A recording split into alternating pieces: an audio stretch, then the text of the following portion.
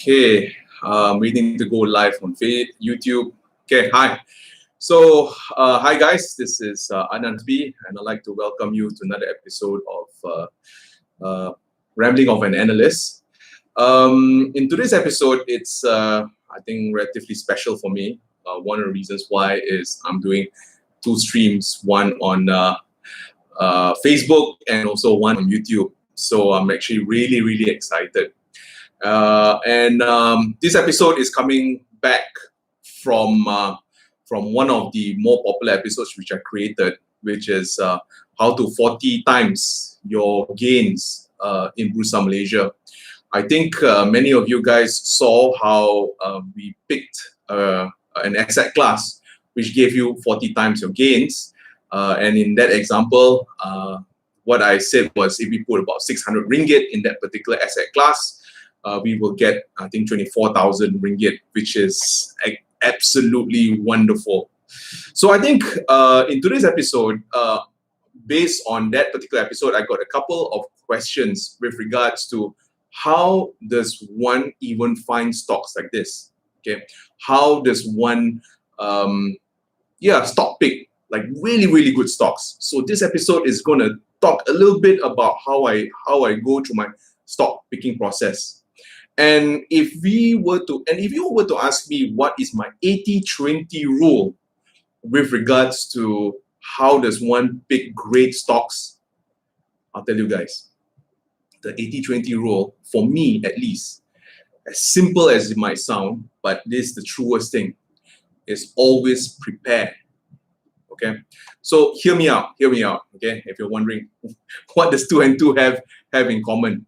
So not too long ago, it was many years ago, when I was sitting for the SPM exams, I still remembered I actually had to study since Form 4. I was not the smartest kid in school, as some of you may know. I'm a bit dyslexic.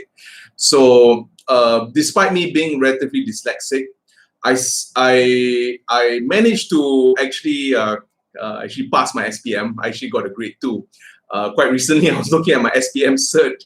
I almost fainted looking at my SPM cert. But I think one of the reasons why I'm even telling you about my story over in SPM was that you don't have to be the smartest guy in the world to find a good investment. That is once we believe that we can do it, only then great things will happen. So number one is to always prepare. And number two is our belief system. If we believe we can do it, our actions will react based on our beliefs. Right now, if I say I believe that I can maybe create a channel with 1,000 people, and lo and behold, Funny Finance guy is actually reaching the 1,000 mark. I mean, before this, I never could have thought that I would reach the 1,000 mark, but one episode after another episode, thanks to you guys, we managed to build Funny Finance Guy to almost 1,000 people. So I'd like to thank you guys. So what I want to say over here is that before we take action, it is very important to prepare. Okay, I think that's the only tip, the 80-20. Okay. And I don't know if I want to give you another example. I'm a basketballer. So every once in a while, someone will pass me the ball and I had to do a winning shot and I just shoot the ball and it goes in. But you know what? A lot of people will say, hey, you're very lucky, what, fluke shot, blah, blah, blah, blah, blah, all the trash talk and whatnot. But the fact of it all is that I practice so many times before taking that shot behind all of my friends. Sometimes I'll practice for hours and hours and hours, just taking the shot over and over and over again. And after a lot of practice, when it comes to game time, I'm ready to take that particular action. Okay, so right now, coming towards our stock pick. Okay, so I think you can see that number one, I managed to find the oil and gas rally. And right now, we can see that the oil and gas stocks and also the plantation stocks actually moved up. Aside from that, we could see that I managed to find the technology rally. And what I want to say over here, tying all of these examples together, and I gave you real life example, SPM, and also when we play sports. It's all about preparation. Okay, so how do I prepare finding this information, or how do I even find the trend before it even shows? Okay, so I'll tell you what I always do. Every other weekend, I'm always reading on The Edge. There's this publication called The Edge. It looks a bit like this. Let me show it to you guys. So that's The Edge. I'm not advertising for them. I'm not getting any income from them.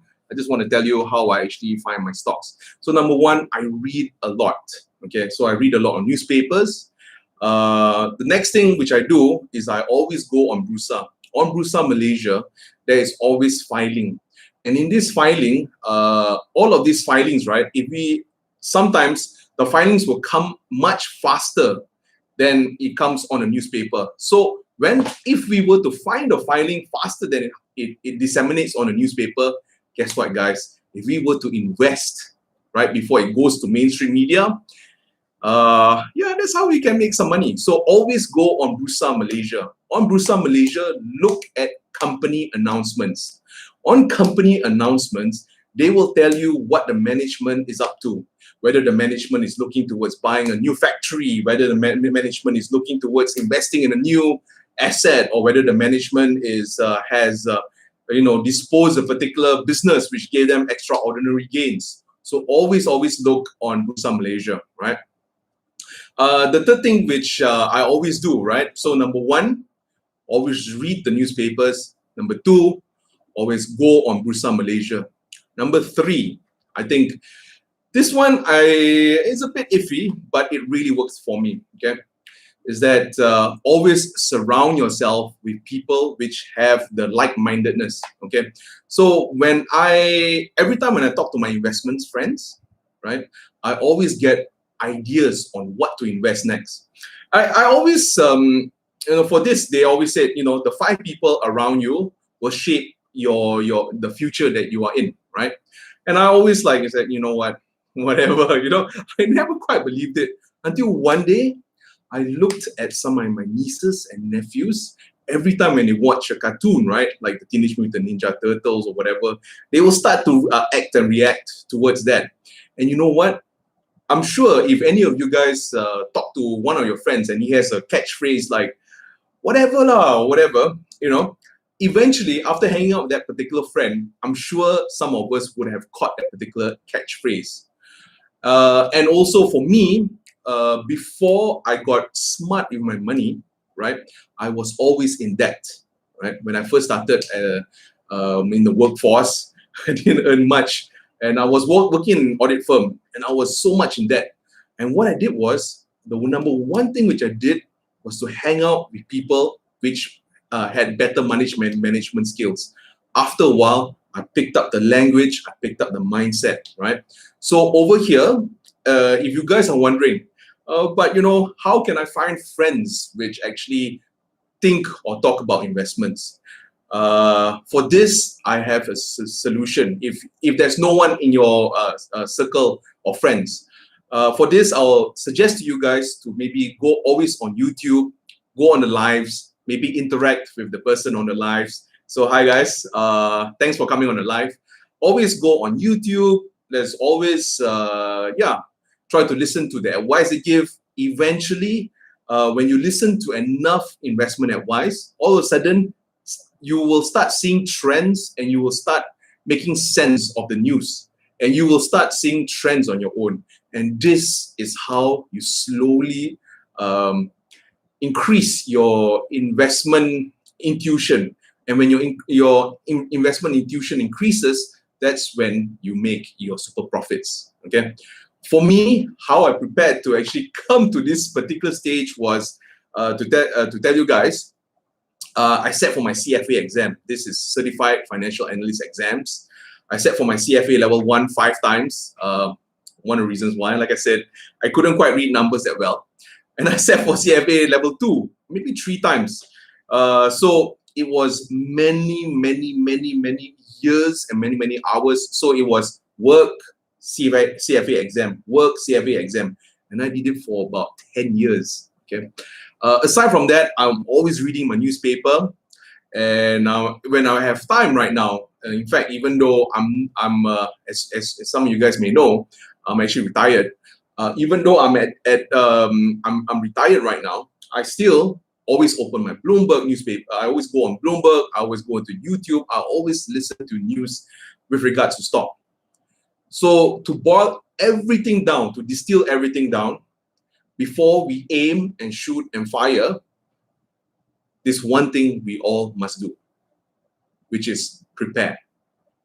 When you prepare yourself, when the opportunity comes, that's where you can take action, right?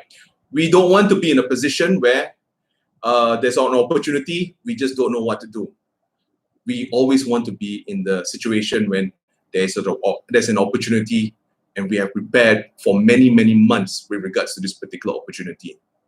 So guys, over here, I want to tell you guys this one thing that really helped me.